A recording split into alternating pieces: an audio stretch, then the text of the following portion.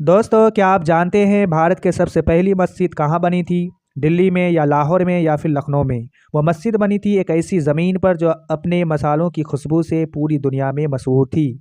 जहाँ समंदर की लहरें किनारों से टकराती है और नारियल के पेड़ हवा में झूमती है। हैरानी की बात यह है कि यह मस्जिद उस दौर में बनी थी जब दिल्ली, लखनऊ या हैदराबाद में शायद किसी ने इस्लाम का नाम तक नहीं सुना था।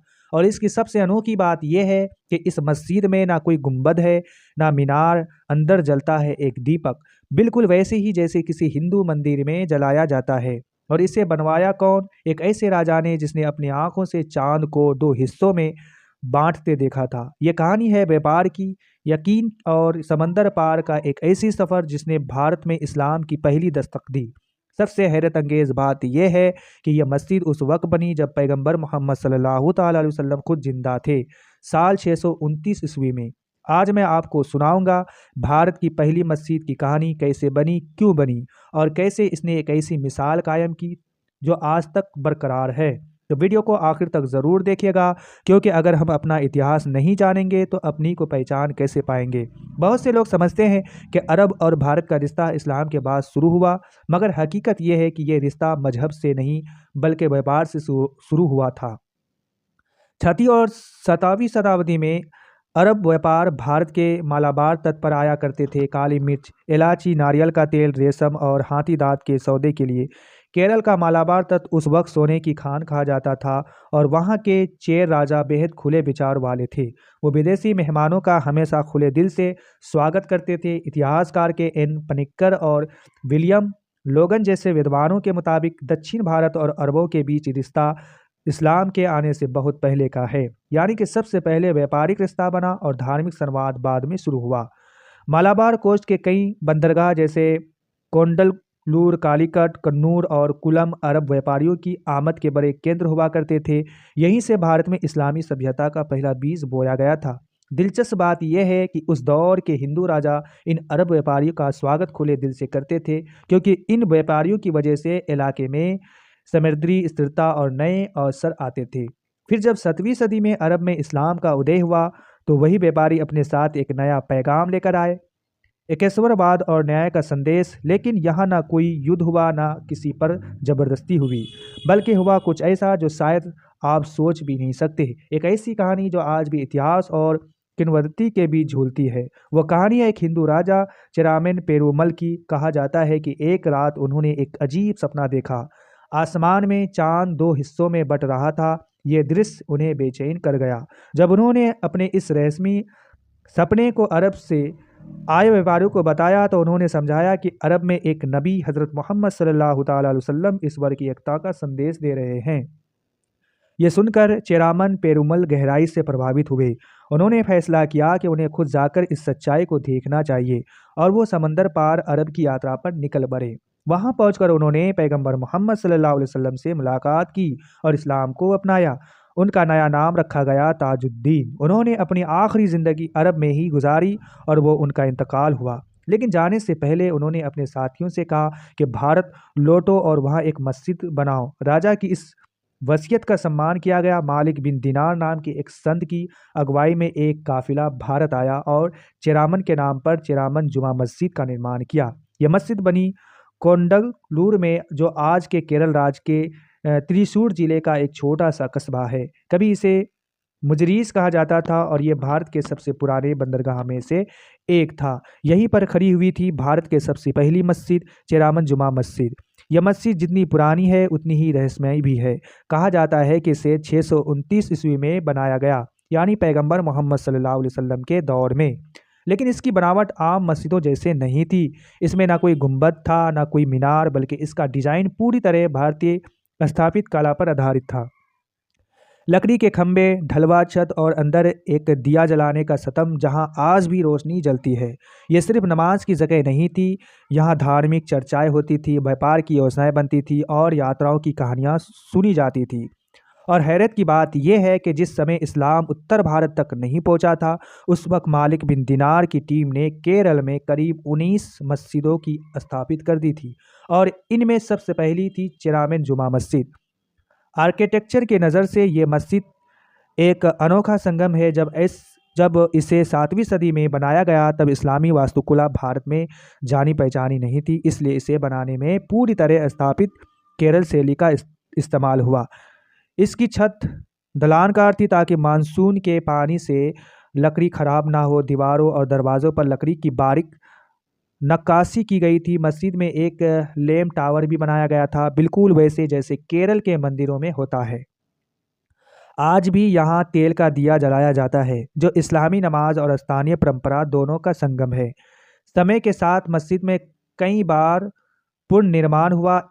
11वीं से लेकर 18वीं सदी तक इसकी मरम्मत और विस्तार किया गया। हर बार कोशिश की गई कि इसकी पुरानी आत्मा बरकरार रहे।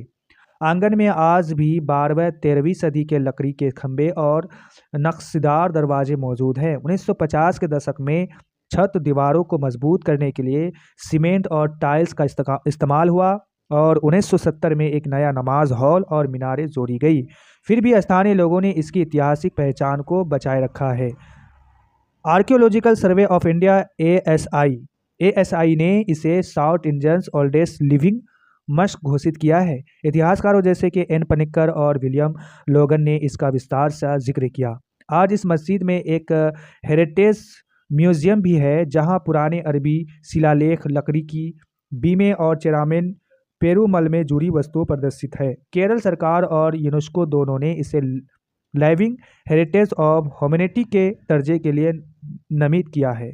यह मस्जिद आज भी इसी जगह खड़ी है जहां भारत ने इस्लाम की पहली दस्तक सुनी थी। अंदर आज भी एक ताम्रपात्र रखा हुआ है जिस पर पुराने अरबी अक्षरों में शिलालेख मौजूद है, जो इसकी प्राचीनता का जिंदा सबूत है।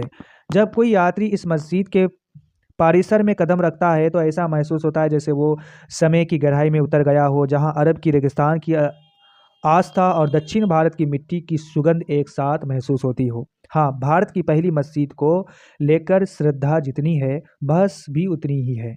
चेरामन पेरूमल की ये कहानी, जिसमें उन्होंने एक सपना देखा, इस्लाम अपनाया और अरब रवाना हुए, कई लोगों के लिए प्रेरणादायक है, लेकिन इसके कुछ हिस्से लोक कथाएं पर आधारित है। फिर भी इतिहासकार इस बात पर सहमत है कि भारत और अरब के बीच का वो रूहानी और सांस्कृतिक रिश्ता यहीं से शुरू हुआ था, जिसने हिंदुस्तान की मिट्टी में इस्लाम की पहली खुशबू बसाई। लेकिन फिर भी दोस्तों, इस पूरी कहानी को लेकर आज तक बहस जारी है। सबसे पहले अगर बात करें एविडेंस की, तो इस मस्जिद से जुड़ा सबसे पुराना प्रमाण एक ताम्रपत्र शिलालेख है, जो मालिक बिन दिनार से संबंधित बताया जाता है।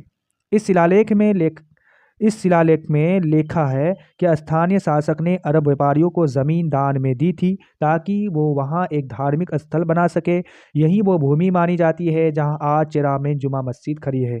ब्रिटिश दौर के प्रसिद्ध इतिहासकार विलियम लोगन ने अपनी किताब में इस मस्जिद का स्पष्ट उल्लेख किया है। उन्होंने लिखा कि केरल के अरब व्यापारियों और स्थानीय राजाओं के बीच घनिष्ठ संबंध थे और यही कारण था कि इस क्षेत्र में सबसे पहले इस्लामी प्रभाव देखने को मिला। आधुनिक इतिहासकार के एन पनिक्कर भी इस बात से सहमत है कि इस मस्जिद का निर्माण 7वीं सदी के आसपास हुआ होगा। यह कम से कम उस समय तक केरल का अरब व्यापारियों से गहरा संबंध बन चुका था। हालांकि सभी इतिहासकार इस पर एक मत नहीं है। कुछ विद्वानों के मुताबिक ये कहानी प्रतीकात्मक हो सकती है। उनका कहना है कि चेरामन पेरूमल नाम का राजा ऐतिहासिक रूप से तो था, लेकिन उनके अरब जाने या इस्लाम स्वीकार करने के ठोस सबूत अब तक नहीं मिले हैं। इतिहासकार सी गोपीनाथ राव और इरफान हबीब का मानना है कि ये कहानी शायद बाद में बने लोग आख्यानों में प्रेरित है, जिसे मुस्लिम व्यापारियों ने स्थानीय समाज के साथ सांस्कृतिक सेतु बनाने के लिए गाड़ा होगा। फिर भी चाहे वो ये कथा पूरी तरह ऐतिहासिक रूप से सिद्ध ना भी हो, यह भारत और अरब के बीच उस समय के गहरे सांस्कृतिक संपर्क को ज़रूर दर्शाती है। और यही वजह है कि ASI ने इस मस्जिद को भारत के सबसे पुरानी जीवित मस्जिदों में से एक माना है। कई प्राचीन अरबी ग्रंथों और यात्रों के वृत्तांतों में भी इस क्षेत्र का जिक्र मिलता है, जैसे कि अल बहरोनी और इब्ने बतूता जैसे कि मशहूर यात्री केरल के तट व्यापार और यहाँ के समृद्धि की तारीफ करते हैं। वो लिखते हैं कि मालाबार तट पर अरब के बसवाटें इतने गहरी थी कि लगता था मानो ये अरब जगत का ही एक विस्तार हो। यह बात इस दावे को और मजबूत करती है कि अरब व्यापारी यहाँ केवल व्यापार नहीं करते थे, बल्कि इनमें से कई यही बस भी गए थे। फिर भी सवाल आज भी बाकी है, क्या सचमुच यही भारत की सबसे पहली मस्जिद थी, या फिर तमिलनाडु के कायलपत्तनम, केरल के पलायूर में बरथका की मस्जिदें इससे भी पुरानी हो सकती है। इन सवालों के ठोस जवाब शायद कभी पूरी तरह नहीं मिले, लेकिन इतना तो तय है लेकिन इतना तो तय है कि मालाबार तय ही जगह थी जहां से इस्लाम ने भारत में अपनी पहली दस्तक दी थी। दोस्तों, चेरामेन जुमा मस्जिद की सबसे बड़ी खूबी यह है कि इसने 7वीं सदी से लेकर आज तक भारत की धार्मिक एकता और वास्तुकला की विविधता दोनों की परंपरा को जिंदा रखा है। यह सिर्फ नमाज की जगह नहीं है, बल्कि इतिहास की एक जीवित किताब है जो ये बताती है कि भारत में इमारतें भी साझेपन और संवाद भी भाषा बोलती है। और हाँ, चेरामन मस्जिद के बाद भी दक्षिण भारत में कई पुराने मस्जिद है तो उसकी विरासत को आगे बढ़ाती है, जैसे कि मालिक दिनार मस्जिद जो केरल के कसरगोड में स्थित है।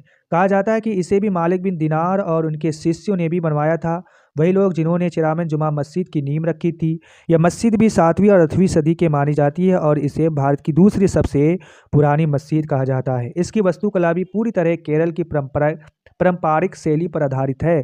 लकड़ी की छतें, टाइल की बनावट और वर्षा से बचाव के लिए ढलवा डिजाइन। इसी तरह एक और मशहूर मस्जिद है मिस्कल मस्जिद, जो कोझिकोड यानी कालीकट में स्थित है। यह मस्जिद भी प्राचीन केरल के स्थापित कला और इस्लामी परंपरा का बेहतरीन संगम मानी जाती है।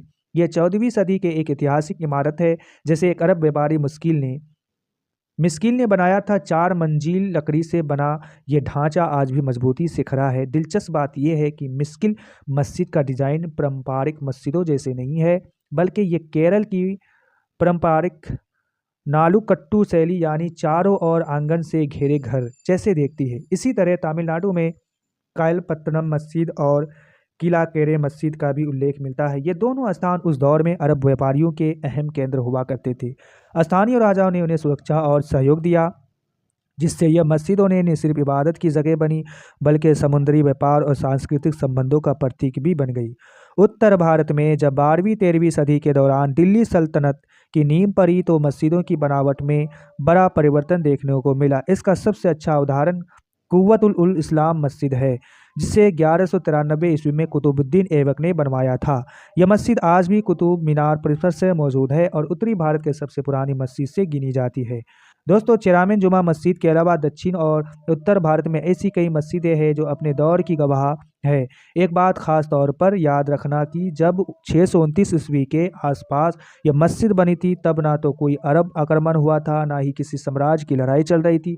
उस वक्त यह मस्जिद धर्म और व्यापार के शांतिपूर्ण मेल का प्रतीक। इतिहासकारों के अनुसार चेरामन जुमा मस्जिद भारत में इस्लाम के सबसे पहली शांतिपूर्ण दस्तक का प्रमाण है। इसके बाद सैकड़ों मस्जिद बनी, जिनमें हर एक ने स्थानीय कला स्थापित और संस्कृति को अपनाया। दक्षिण के लकड़ी के ढांचे हो या फिर दिल्ली की पत्थर की इमारतें, हर मस्जिद ने भारत की साझा विरासत को और मजबूत किया। तो दोस्तों, ये थी चेरामेन जुमा मस्जिद की कहानी, भारत में इस्लाम की पहली इमारत और एकता का प्रतीक। अगर आपको ये कहानी पसंद आई है तो कमेंट में ज़रूर बताइए, वीडियो को लाइक और शेयर करें, और इतिहास से जुड़ी ऐसी और रोचक कहानियाँ के लिए रेक्टा हिस्ट्री को सब्सक्राइब करना ना भूलें।